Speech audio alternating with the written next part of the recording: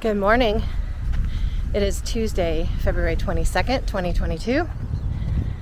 I was just dropped off at the Little Greenbrier trailhead, and I am heading up Little Greenbrier 4.3 miles, and then I'm going to come back down 2.5 miles, I think, to Little Brier Gap trail, and then to Metcalf Bottoms trail.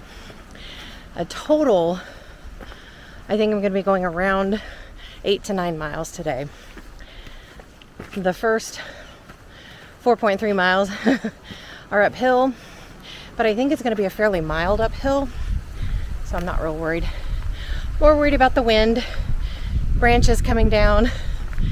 It's not quite the weather event I was worried about and that the forecast mentioned, but it is still windy and there may be periods of rain. So I think I'm going to see some views today. I'm really excited about that. And here we go.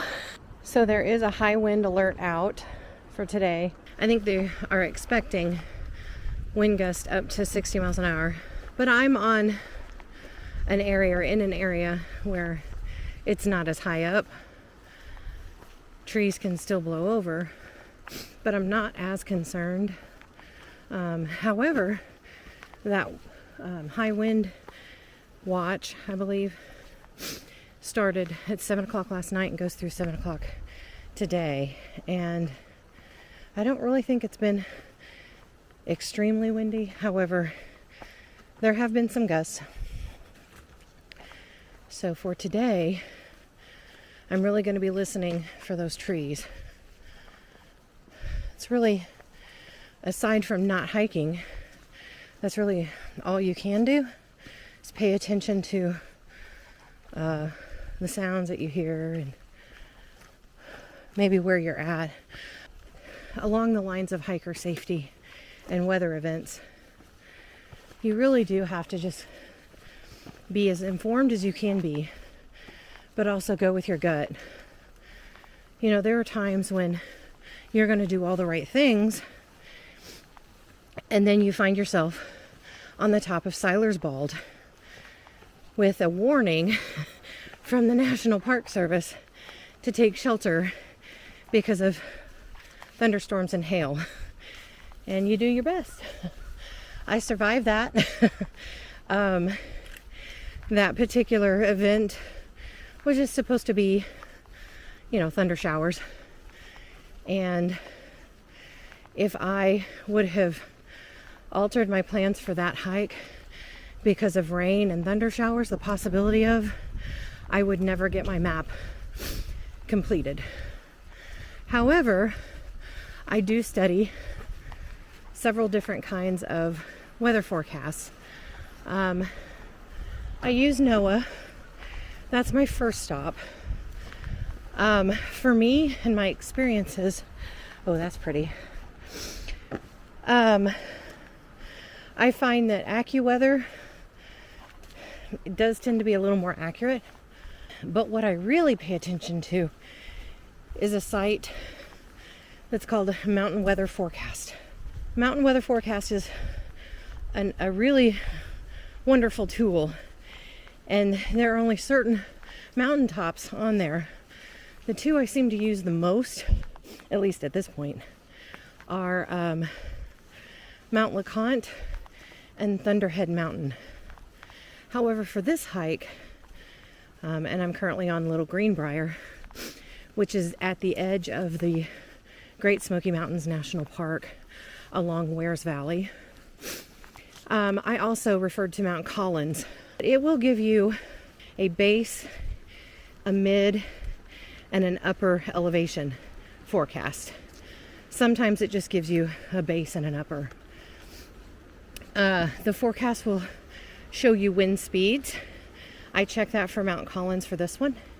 And that particular one stated that on Mount Collins, which, gosh, I would be guessing if I told you how many miles it is away from this location as the crow flies. But I will guess, and I'll say it might be 3 to 5 miles. You see that right there? That's what you were hearing. And what you're really hearing is that limb or small tree trunk that is connected to it. But that's what you want to listen for.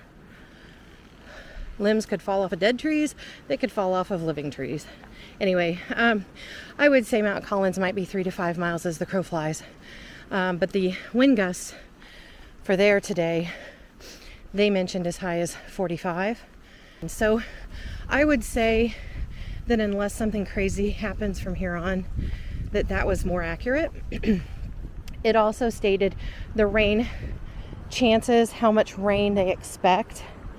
And I would say that they were more accurate on that as well. You know, there are times to adjust your hike, and I have adjusted my hike before due to weather.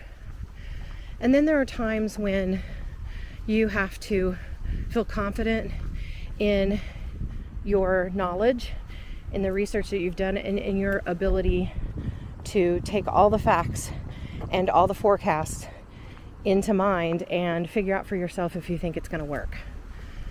So I did that from yesterday, from the first hike that I did. I did 2 hikes yesterday, and once I got past that first one, I thought about that, and I referred to those references all day long, all night long, until I went to bed. When I got up this morning, the first thing I did, and I had that liberty because I was staying in a hotel, but the first thing I did was check all the forecasts, triangulate, if you will. And then, you know, you don't have that liberty when you're actually staying in the backcountry, which is how we got caught on Seiler's Bald. We knew what the forecast was for those 3 days, the day prior to the thunderstorm and hail, but things changed, as often it does in the Great Smoky Mountains. So it's just something to be aware of.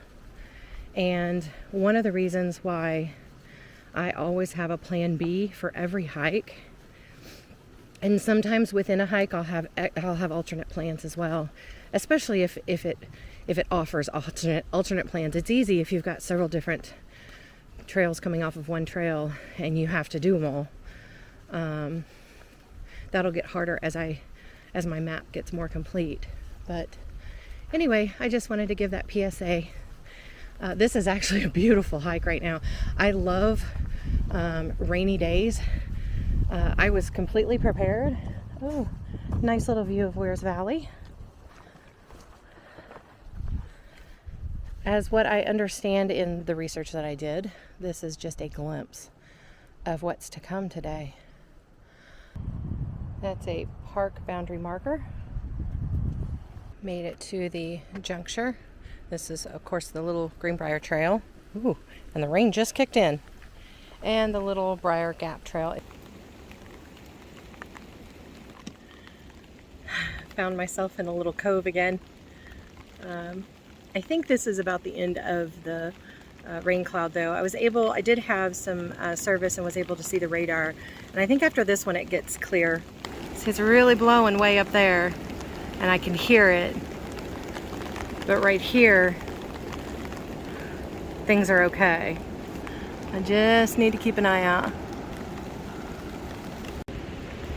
I made it a little bit further up to another bend that is definitely exposed. And right away my umbrella started moving. I thought, I'm not in a hurry, so I came back down just a little bit. And less than a minute later, it all dies down, it clears up, and I'm on my way again. The sun just peeked through right there. This is turning out to be a beautiful day. I made it to the junction of Little Greenbrier Trail, which is of course what I came up, and Laurel Falls Trail. I sat right here and had a little bit of a snack, and now I'm going to head back down the I'm not going 4.3, I'm just going 2.4, I think it is, to the Little Brier Gap. It's getting a little windy again, as you can probably hear, so I need to get down quick, so here we go. I made it back to the junction of Little Greenbrier Trail and Little Brier Gap Trail, which is the trail that I will be going down to, Metcalf Bottoms 2.1. About 0.2 of a mile back, I'm cruising down the trail. It's pretty steep downhill. I'm totally in my thoughts. I'm obviously not paying attention. You know, you just, if you hike enough, you know, you just get into a groove. And my watch went off indicating that I had an email. I guess I had gotten service again. And I looked down at the watch, totally lost my footing, tripped over something. And now be prepared because these legs are white. So I had to switch cameras, but I wanted to show you how my leg looks. It looks a lot worse than what it is, but that's what happens when you stop paying attention to the trail. It doesn't hurt. It just hurts the pride more than anything, I guess. Maybe when I get back, I can get some sympathy from my husband. Probably not. All right, here we go. I've made it to where the Walker Sisters cabin diverts, just 0.1 mile, and so we're gonna go check that out. So this is the Walker Sisters cabin, spring house. There's the barn. If you come up, don't go through that fence. It's there for a reason. It's not just for your safety, but it's for what's remaining of the structural integrity of the cabin until they can get in there and reinforce the wall. I think it was the fireplace wall, which is why they've got the tarp over it, that it started to, I think they found a crack and maybe a lean. I'm not absolutely certain. And I think this was back in the fall of 2021. So they will get to it. I'm sure they're working on it with engineers, trying to figure out how to make it structurally sound again so that we can enjoy it. But please, if you come up here and it's not quite ready, please, please, please respect this orange fence and share that with others. I know it's hard sometimes, especially if you only get one shot to come up here. Hi, babe. Hi.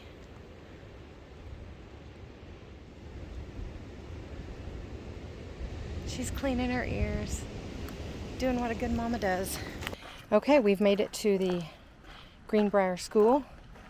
It did once serve as a church as well, and that's why you see this beautiful cemetery here.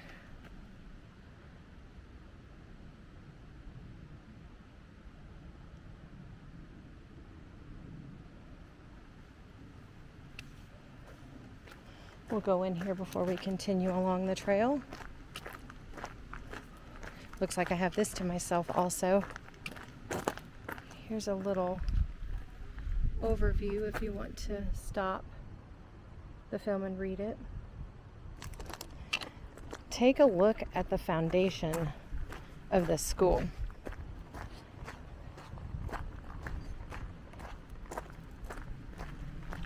Especially on that side right there.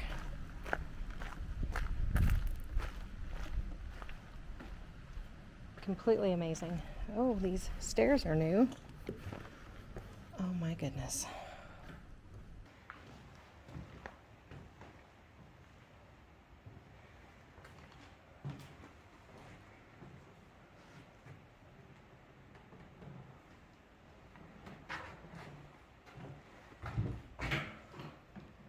Like I said, it did once serve as a church as well, I think up until maybe the early 1900s. I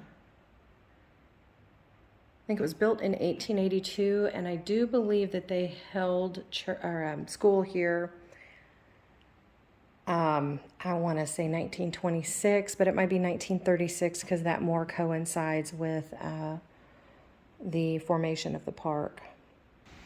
So right outside of the school, you will see a sign to your right that says Metcalf Bottoms Trail 0.6.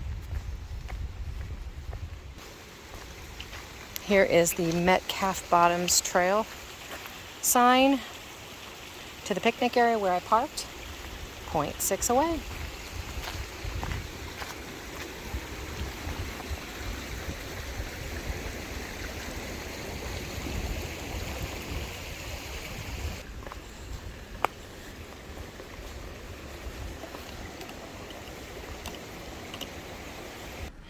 There's the sign that tells me I need to go to my left. All right, I guess this is the end of the Metcalf Bottoms Trail. I'll see if there's another trail sign down here, but isn't that gorgeous? Oh, yes. I'm not sure where I'm parked. Yeah, actually I do see my car. So I don't see another trail sign. So this may be it, guys. Thanks for watching. I hope you got some good information on how to be weather safe. I felt that I was at all times, even when the wind kicked up.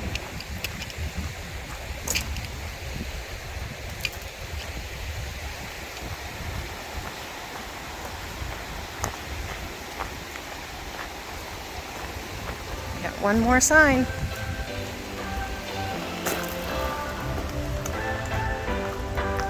There we go. Mark that one off my list.